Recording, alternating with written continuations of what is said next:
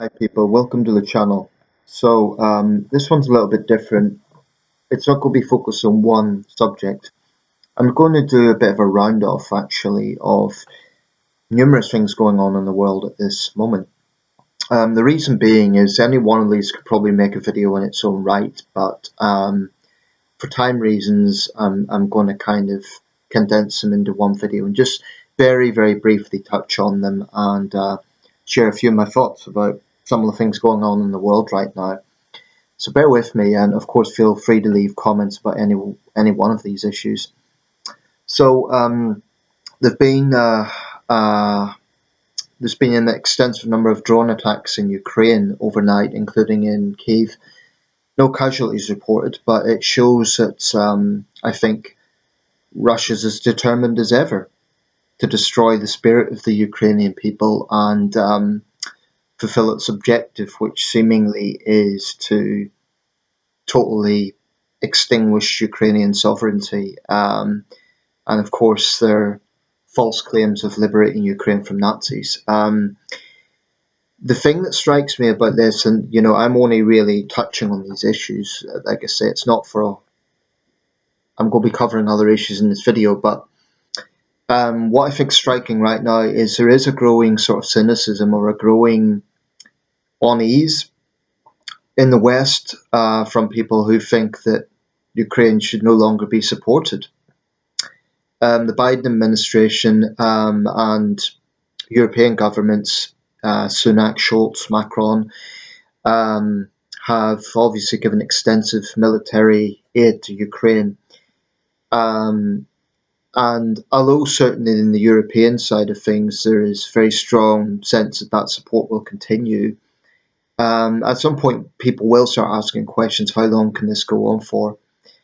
That concerns me because wars are not won overnight, and a country cannot be liberated overnight. I think it is valid to ask questions. I think it is valid that Zelensky shows Ukrainians are making progress with Western aid.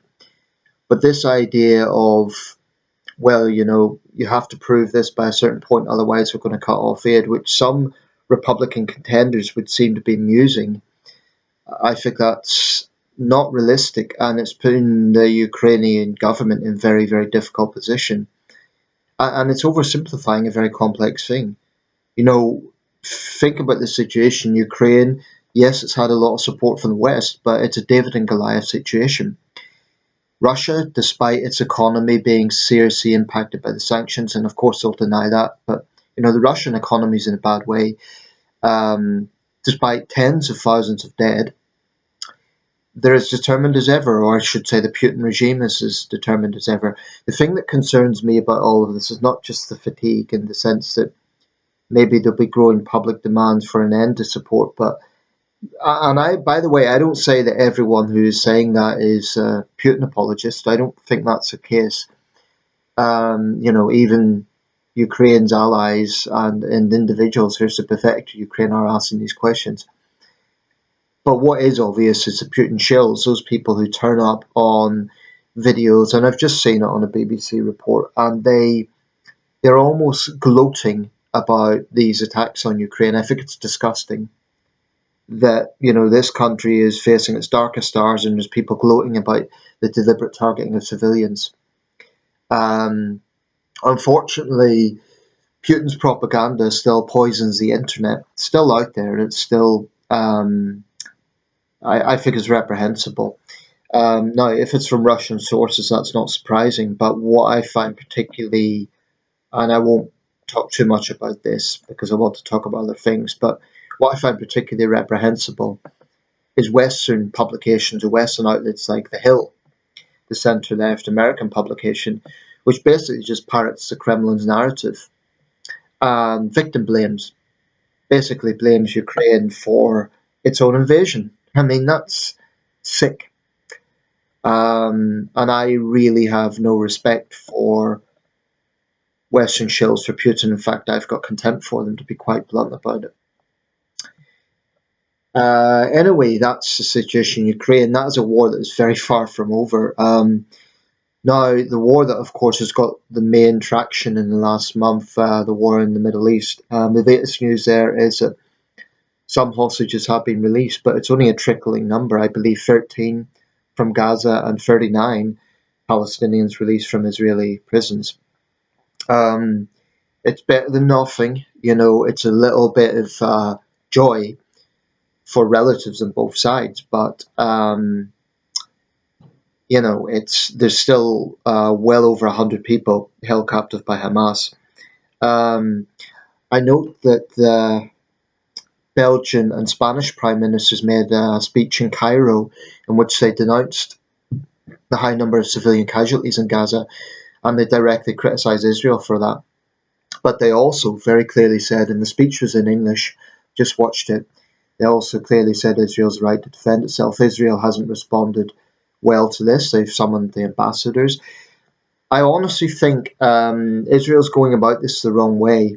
You know, every time countries are calling for a ceasefire or condemning the high number of civilian casualties, Israel treats them like the enemy. Has to stop doing that. Spain's not the enemy. Belgium's not the enemy. These are friendly countries. But they're simply pointing out that there is a high number of civilian casualties in Gaza. Now, nobody can deny that. Nobody can deny that. And I do think that some of the strategy that Israel's using is flawed. Now, I understand the situation. I understand Hamas, is absolutely integrated into Gaza. But there comes a point when you have to say Israel is losing the moral argument here. I mean, what should never ever be, no one should lose sight of the fact that this was a war that was started by Hamas with that savage and brutal attack on October the 7th. I mean, that's a very important point because there's actually a risk that could be erased from history and people just remember what's been happening in Gaza. Because at this point, the Palestinian death toll is much, much higher. Um, but, it should never be forgotten that Hamas went in there and they callously butchered civilians deliberately, burned people alive, horrible things. That shouldn't be forgotten because it is the context of this latest flare up. But I think Israel is going about things the wrong way. For example, when Antonio Guterres made a similar speech to Mr. Sanchez and Mr. De Croo, um, again, Israel responded very angrily and demanded his resignation. Now, that isn't going to happen. And they must know that isn't going to happen. So I think Israel is this approach of lashing out at anyone that talks about civilian deaths. It's a big mistake because in all three cases, Guterres, Sanchez, and De Croo, they've clearly condemned Hamas's actions. They've clearly clearly called for hostages to be released, and they've clearly said that Israel has a right to defend itself. I can understand Israel being angry with those who are defending Hamas or making excuses for what Hamas done, but lashing out at those who are simply saying there's too many civilian dead, Israel's wrong about that. It's making a big mistake it's polarizing itself, quite frankly. And of course, there's reverberations of this conflict around the world. In the United States, a former Obama administration official has been arrested for hate crime because he was harassing a vendor of Middle Eastern descent. And, this guy he was a senior official and he just was mouthing off and he said 4,000 children isn't enough. Now, that's disgusting. He claims it was taken out of context. I don't know how it can be. Yes, videos only show part of the story, but he clearly said it. I watched the video, he clearly said those words and he was laughing about it. There was an attack in Vermont against three students of Palestinian descent. And of course, there's been a rise in anti-Semitism in London and elsewhere. So no other conflict in the world has reverberations like that between Israel and its neighbours. But the hostage situation, the fact that people are being released, is better than nothing. But Hamas could end this war tomorrow by releasing all the hostages. Now, there is a bit of a, I guess, paradox Israel has clearly stated that they want to eliminate Hamas. Yet they need to negotiate with Hamas in order to free the hostages. So it's negotiating with people they've announced that they want to kill. Now, I don't equivocate. Hamas are terrorists. I have no problem saying that. They are unquestionably terrorists because they deliberately target civilians. But that is a paradox, basically announcing publicly we want to kill these people, but we have to negotiate with them. I don't know how they can work that. So all I can imagine is behind the scenes, Israel's toning down the language a bit. I don't know. But my concern about this, and I do believe in Israel's right to defend itself, is Israel's polarizing itself with its attitude to the civilian deaths. And it is really, really starting to look like collective punishment now. Israel will say, look, we've tried to get fuel in, and Hamas ciphers it. That may well be true. But the fact of the matter is, to much of the world, including many of Israel's allies, it's starting to look like collective punishment. That's the reality. And they have to address that reality, or at least the reality of that perception. What else is going on in the world? Argentina, new president-elect Javier Milei, if I'm pronouncing that name correctly. What can one say?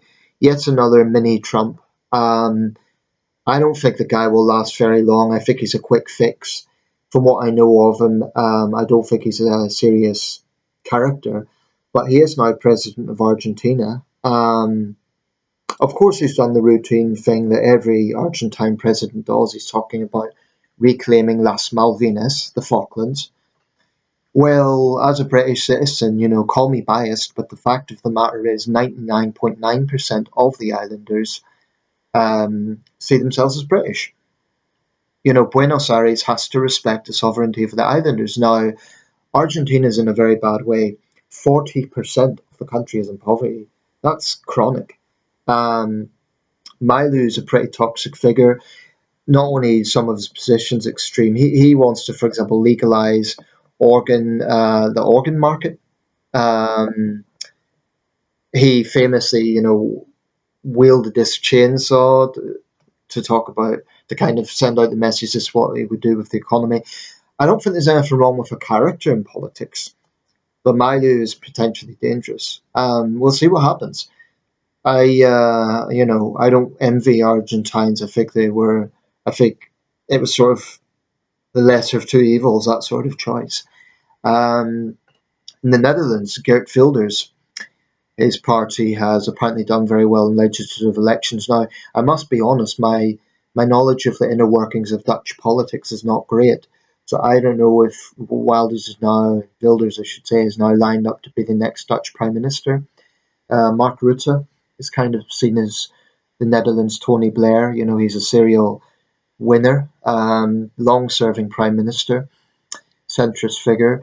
But Wilders has now got more seats than any other party. Wilders has been in Dutch politics for a long time. I don't know if you could see this. I went to the Netherlands back in 2003. Yep, this is 20 years old. It still fits. I stayed at a youth camp then, and Wilders was a name even then. So, he's been in Dutch politics for a long time. Controversial figure. He's widely described as far right. When Jackie Smith was Home Secretary here, he was barred from the UK. That was later overturned. He was deemed a person of unsavoury, what's the expression? But anyway, forget the formal expression, but he was barred from coming to the UK. My take on that is I think that Europe's left, and I have to say Europe's centre, has been a bit naive on the issue of immigration, mass immigration, and also issues around Islamist extremism. The Netherlands hasn't yet had a large-scale attack, as has Belgium, France, Britain, Germany. I mean, like those countries, but not long ago there was an attack in Rotterdam, 3 people killed. There are real fears and anxieties about a loss of culture. But I think my issue with someone like Wilders is he is a single issue candidate. His issue is immigration, immigration, immigration. I mean, It's a bit like Nigel Farage and the EU. It was the EU, the EU, the EU. So um, I don't dismiss it. I think that people obviously see something in there. I've never really had a good vibe from the guy. I think he's kind of arrogant. I'm not talking here about his politics. I just don't think he's a particularly likable character. Apparently, he's quite arrogant. He has some strange ideas about. I read somewhere, for example, that he has this thing about lateness. Now, fair enough, but he could be quite pedantic about things. I've heard, just politics aside. I think he's not a very likable character. Who knows? Maybe I'm wrong. Clearly, the Dutch electorate see something in him. Ireland, of course, in Dublin, they've had those severe riots over the last few days. Again, similar issues, anxiety over immigration. There was apparently a mass stabbing, including two little girls who stabbed. No fatalities, but 5 people stabbed by a migrant.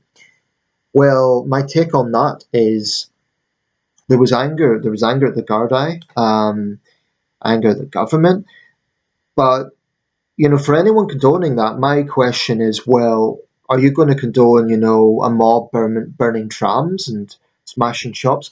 How the hell does that help the problem? How is that expressing anger towards the police?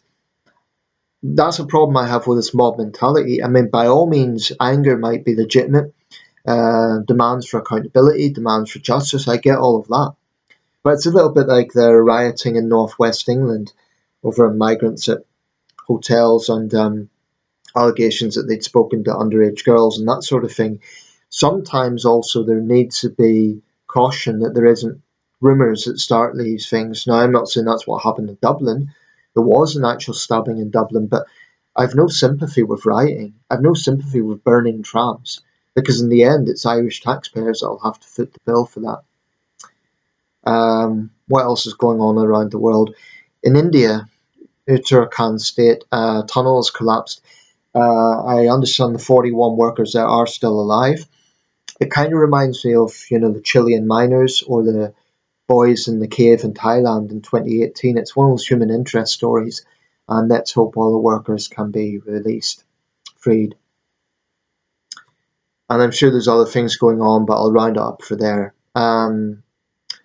Yeah, I mean, a lot going on in the world at the moment. I'm sure there's many other things. There was a fire in Karachi. That was another thing, a deadly fire, 11 killed. Pakistan has a long history of building fires. Karachi, in particular, has seen several. Once again, the issue of safety standards will no doubt come into question. Anyway, that's a roundup of world news. I may do this periodically, if a lot of things are going on at once and I don't want to make individual videos, this might be a more practical way of doing it. I'm sure there'll be things that I've missed out, but I might make individual videos about those. Okay, let me know your thoughts and thanks for watching.